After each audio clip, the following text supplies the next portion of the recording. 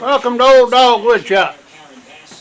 What we're going to do today is modify a 16 by 46 inch planter and put a trellis on it. We'll attach a 6-foot trellis on the planter itself.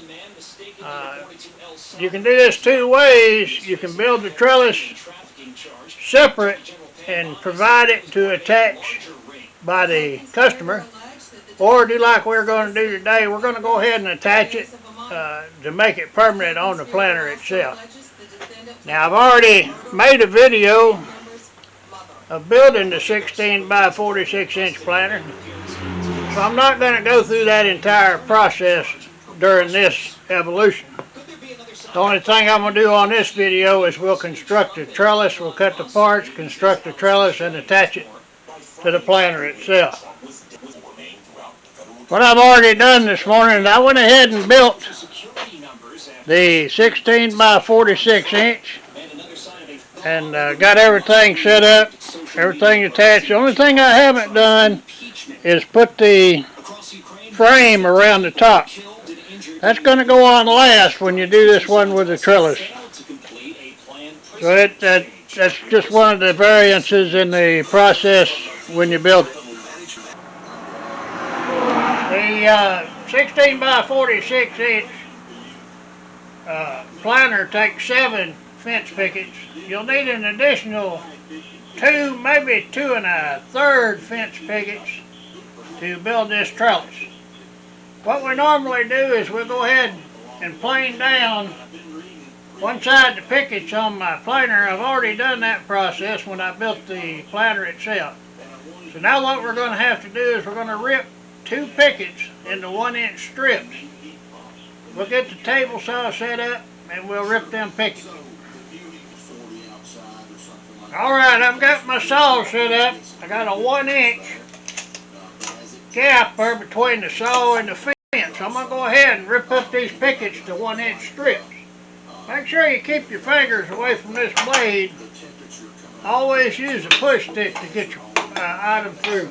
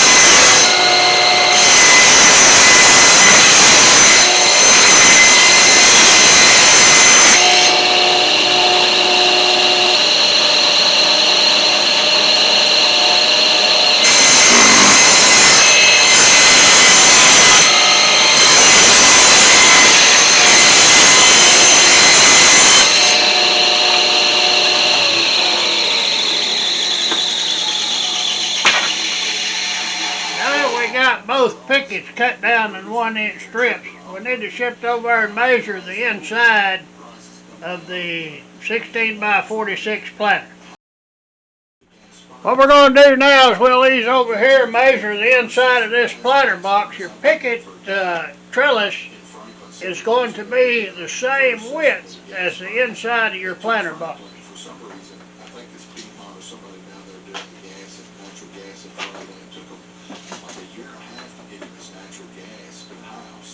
Inside width on this is 43 7/8. So what we'll do is we'll cut 5 of those 1-inch pieces down to 43 7/8.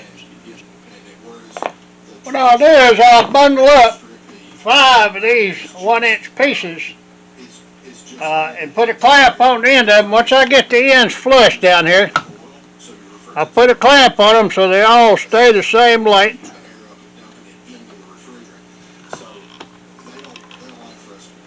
And I'll measure down when I say 43 7/8. 43 7/8. So when I cut all these, they're all going to be the same length. Make sure my measurement. 43 7/8 will work great. So I'll line these up make the cut on my miter saw, and then we'll go from there. Yeah, and if it happens most of the time it's at night, then it's just not. So the furnace is not all of it. Make sure your miter saw stops. Grab the other pieces, set them aside. We're not going to use them right now, but we may use them for a different project at a later time. What I've done is I built me a jig, basically just a piece of picket. Made some lines out. It spaces these pickets out equally across this area right here. That's 9 3/8 inches between each picket. I made one for this end, and I got another one down there similar, so I can line my picket strings up, my 1-inch pieces up. 9 5/8 from here to here. So we'll go ahead and line them pickets up now, and we'll go from there.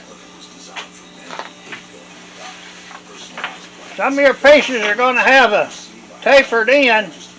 You can leave that on there. That's going to go inside the planer. Make sure that's facing down this way.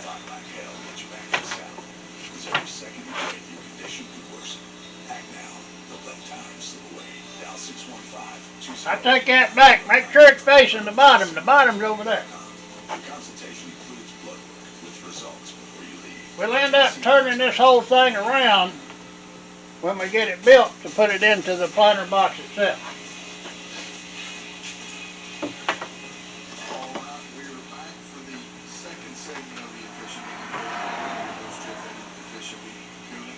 When you make these strips, you don't take anything off the picket.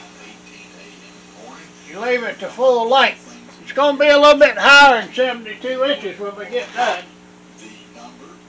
Now that we got it set up, we'll take our 43 7/8 piece, and they're going to go across, starting on this end. We'll put 5 cross pieces down here. These pieces, I got me a spacer here. They're going to be 13 5/8 inches in between each one of them. We'll go ahead and get us some glue.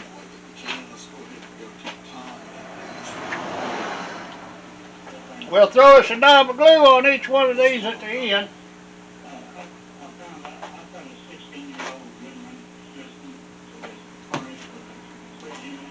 I'm going to grab one of these, set it on there. We'll start out making sure that this end piece is square. Take your square, set it on there.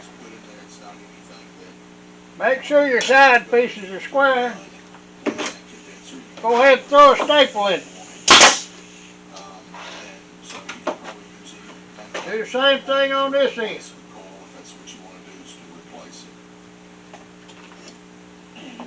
Make sure we're square. Could be a little bit off. We can readjust on the end. Throw a staple in it. Take your 9 5/8 spacer, just kind of set it in there. And you'll line these other ones up. You got a little bit of play. 9-inch spacer, 9 5/8. Make sure the end's flush. The likelihood of it ever leaking is not good. I mean, Bream has been putting stainless steel heat exchangers in their stuff for a long time, and they've been using lifetime warranties. Now that you got your first run down through there, what I like to do is I'll take this 13 5/8. I'll lay it on there and make me a mark. Depends on what's in there. More than likely, unless it's from the higher end Goodman or Amana products, it's probably got an aluminized heat exchanger. I'll do that all the way across. Take my glue, put it on the outside or the far end of that mark. My spacer is going to be on this side. Take you another piece, line it up.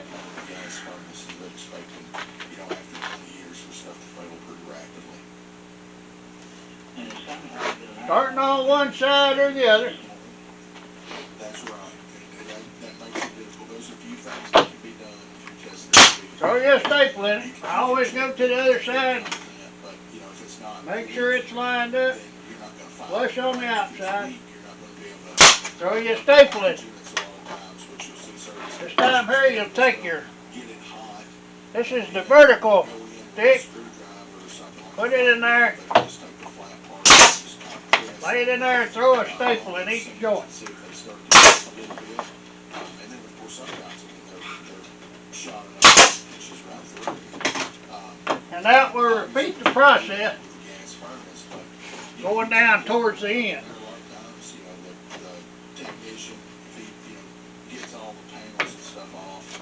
And you could probably do this yourself. You could take a Hard to reach across this workbench, so I'll go ahead and do these 3 and then swing around there and do another. Set my cross pieces on there.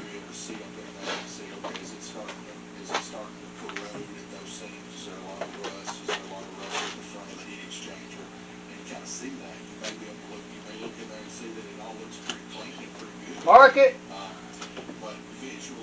Throw a bead of glue. Get your next piece, put it in place.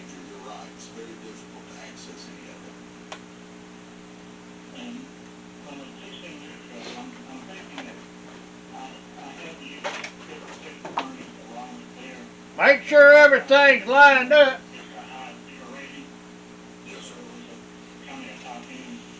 Throw your staple in. We're going to move further down.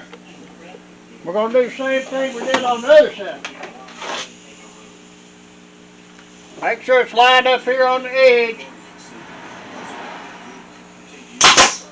Throw your staple in it. Then we'll go ahead and staple all the way across.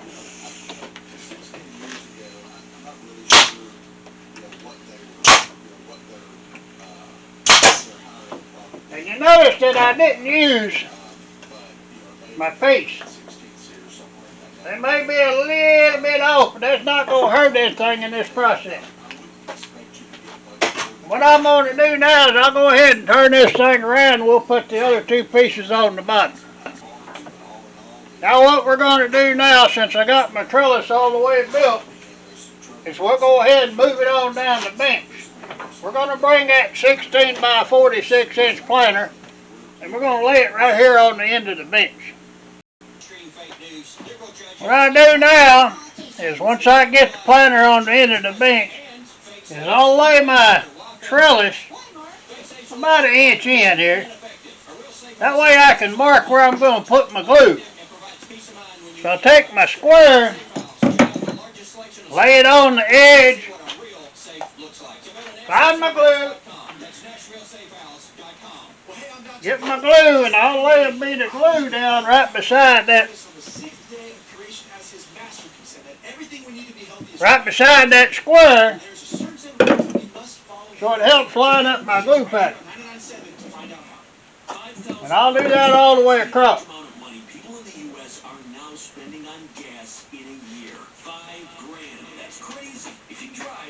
On this side,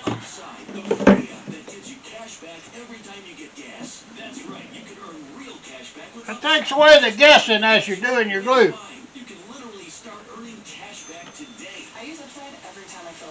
This one's pretty easy because you got to put it right beside it. So it's not that bad. Once I get my glue in there, what I'll do is I'll slide my trellis down in so it hits the bottom.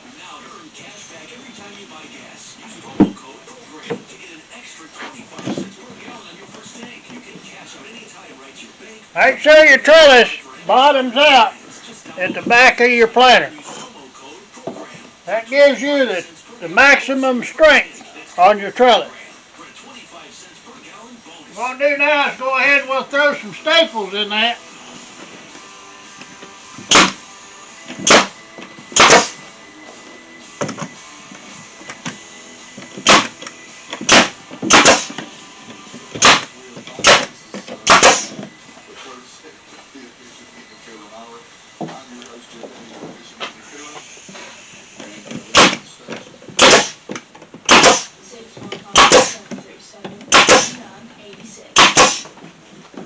That's got our trellis attached to our planter. What we have to do now is going to take the planter and the trellis off the table. We'll set it over here on the floor. I'm going to have to put some braces on the trellis as well as the outer perimeter frame around the planter itself. We'll move it over to a different location and we'll do that process next. Now what we're doing is we're measuring for the frame to go around the perimeter of the planter. This is a little bit different than your normal 16 by 46. We're measuring the inside, and the frame itself will line up with the planter itself. Won't have no lip on the inside or anything of that nature. As far as zoning goes, we've seen this more and more. Lay this out. You're going to want the edge or the corner of your piece to line up with the corner of your planter. Okay? Going to do that on both ends, which is going to give you 47 3/8 for this piece right here. So we'll cut two pieces, one for this side and one for this side at 47 3/8. Now that we got these two pieces cut, we'll go ahead and glue them and staple them in place. Throw us a bead of glue down through here.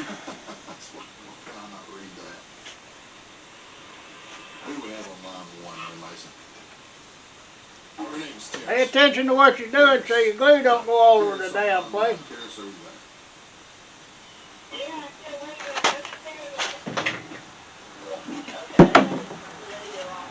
Match this piece up on the corner.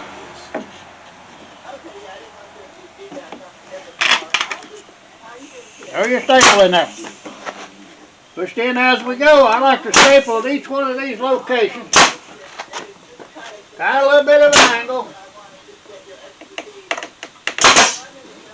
Now we'll switch around there and we'll do the other side real quick.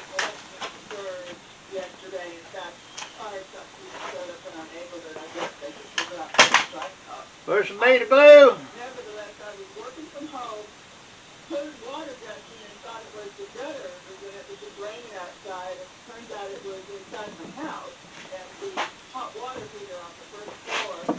Making sure you're lining up your corner with the inside of this piece of wood right here. Throw you in a staple.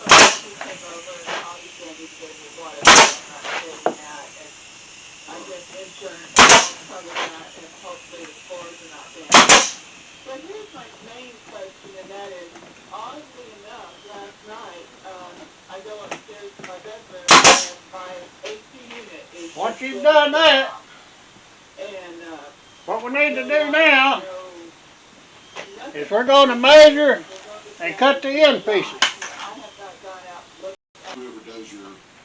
Now we'll measure the end piece and we're going to cut two of those. We're going to need two. So we're talking 16 3/16 for the end pieces. I'll go ahead and cut two of those on the miter saw. Have a 45 on each end. Now once you get these pieces cut, what you want to do, put you some glue down here. And what I like to do is run a bead of glue down this angle right here on each end. It helps hold it together. Get it lined up in place. And throw you some staples in it.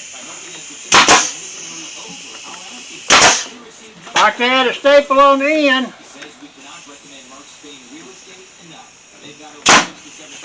Kind of hold it together.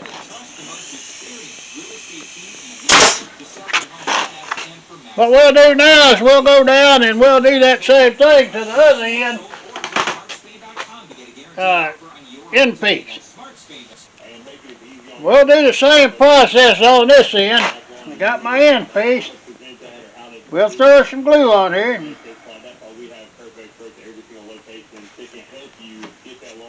throw us some glue on the end. Set it in place. Once a month application, you follow that, and we're pretty confident that you're going to have a really great lawn. Throw you in some staples.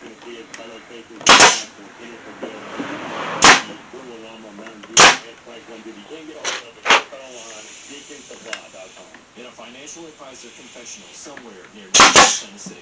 Everybody expects us to know where the market's going to go. What's going to happen next? Because it's our job. We have pros after all. Do we know? Heck no. Now that in itself That's what counts, isn't it? still has a little flexibility in the trellis. Folks, you don't have to pay the game. What we're going to do now is we're going to put us a vertical Set up a complimentary brace on each end connected to here and to the planter itself. This hour of What I'll do now is I'll get me a couple of pieces of 1 3/4. It's already been smoothed out on one side. I'll take that 1 3/4 and I'll set it in here. Put it about 2 1/2, 3 inches down into there. I'll mark me a line here to get my angle. That angle's going to be the same on both sides, so I can cut both of these at the same time. Now this angle is a little bit too much for my miter saw, and I could probably figure it out, give or take a few. But what I'll do is I'll take these together and I will carry them to my bandsaw and cut them on the bandsaw. Now what we'll do is I got my angle cut. When I mount this up, I'm going to put some glue down here and some glue on here. Once I get that in, I'm going to line this up right above this second trellis. I'll staple it into place down there and throw a staple in here to hold it in place. A little bit of glue. When it's over, it's going to be done. That's what they're trying to do. So they're going to encapsulate, but if you wanted to do some of it yourself, you wanted to try it yourself, make sure you have a good vapor barrier down. You can go get that plastic and put that down in the dump space yourself. Throw a staple in there. Get some tape. Line it up with the outside edge here. And that will help with some of the intrusion. And then if you want to get a deep, Throw a staple in that to hold it in place. I'll hit a couple more staples down there. What I'm going to do is put a 1 1/4 inch screw in the back of this. Now what we need to do now is put the one on the other end and we'll go to the next step. What I'll do now is I'll put a 1 1/4 inch screw in through the back to hold that piece upright. Drill me a countersink. I'll do that on both ends.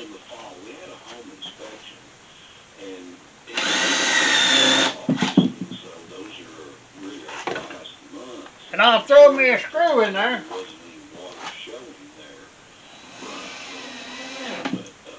That helps keep that vertical a little more stable. We're almost done. We're getting close. What I need to do now is I'm going to put a upright, 1 3/4 inch upright all the way down on the side. That'll help stiffen it up a little bit, make it a little bit easier for transport. What I need now is to get me a piece of 1 3/4 inch, and I'll lay it up here on the end. The easy way to get an accurate measurement, set it on your frame, patch it up against there, reach up there and put you a mark. We'll make that mark, we're going to chop it off on the skill saw, and then we'll mount it. We'll mount it on the side.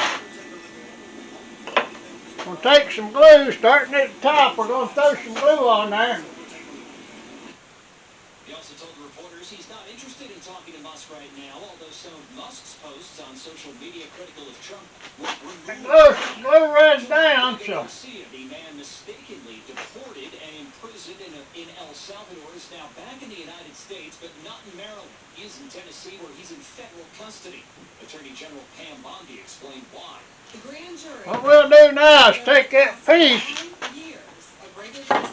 we'll attach it to the back. I'll line it up flush with the back, and then we'll staple it in place. There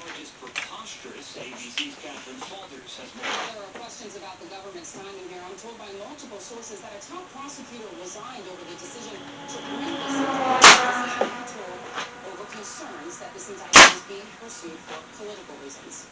Russia intensified attacks against Ukraine. A barrage of missile strikes overnight left more than 50 people dead or injured. ABC's Martha Raddatz in Kyiv spoke with President Volodymyr Zelensky. Zelensky reacting to President Trump's comments comparing this deadly war which Russia started by... What we'll do now is we'll do that same thing on the other side, and then the platter will be done. All right, that completes the 16 by 46 with the trellis. Looking down at the bottom, your standard 16 by 46 platter. Go around the side, pick it up. The overall height of this is 79 inches. It's a real honor to be here. Okay, I love the outdoors, and I'm very passionate about the outdoors. pretty stiff, We're going to hear all about that today. pretty stable. Once you get your dirt and everything in it, you should be good to go. I appreciate y'all watching my videos. Just like and subscribe kind of helps drive things along here. This video I got to piece back together. You know, I kept hitting the on and off button on this dang here remote. If you hit the wrong button, it ends your video. You got to start over. So I had to remember. You know, when you get old, it's hard to remember everything. But once I get her plastered together and we'll get it pieced back together, we'll see how it turns out. Until next time, we'll see you again on the Old Dog Woodshop.